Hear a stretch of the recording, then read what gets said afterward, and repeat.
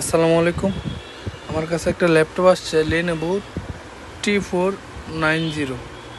এটার প্রবলেম হচ্ছে no power. আমি যখন এটার মধ্যে ডিসি কানেক্ট করি যখন ব্যাটারি ডিসি কানেক্ট করলে ওই যে লাইট ব্লিঙ্ক করে, আর ওই যে পাওয়ার সাপ্লাইয়ে 19, 21, 18, হ্যাঁ, কিন্তু পাওয়ার আসে না। এর মধ্যে 12 ভোল্ট আছে, 3.3 ভোল্ট, 5 ভোল্ট, বায়োস পিন নাম্বারে 8 এ 3.3 ভোল্ট। তারপরে এই জায়গায় একটা 1 ভোল্ট আছে।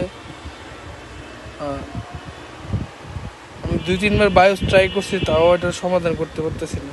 যদি কেউ এটা সমাধান করে দিতে পারেন তাহলে একটু অ্যাড্রেসটা দিয়েন। আমি ওনার কাছে কুরিয়ার করে পাঠিয়ে দিতেছি। একটু কষ্ট করে যদি রিপেয়ার করে দিতেন তাহলে উপকার হতো আর কি।